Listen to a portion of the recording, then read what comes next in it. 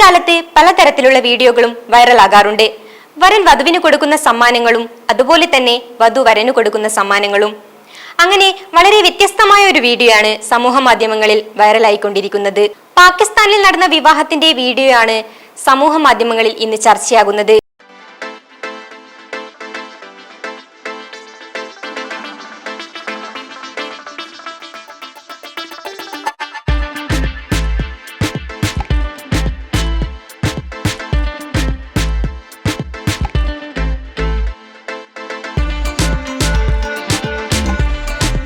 ജനങ്ങളെല്ലാം കൗതുകത്തോടെയാണ് ഈ വീഡിയോ നോക്കിക്കാണുന്നത്. വിവാഹ ദിനത്തിൽ വേദിയിൽ വെച്ച് വരൻ വധുവിന് പാകിസ്ഥാൻ മുൻ പ്രധാനമന്ത്രി ഇമ്രാൻഖാന്റെ ചിത്രം സമ്മാനിക്കുന്നതാണ് വീഡിയോയിലുള്ളത്.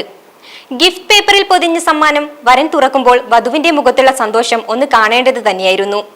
കൂടാതെ ഫ്രെയിം ചെയ്ത ചിത്രവും അവിടെ എത്തിയ അതിഥികൾക്ക് മുന്നിൽ പങ്കുവയ്ക്കുന്നതും വീഡിയോയിൽ കാണാൻ സാധിക്കും.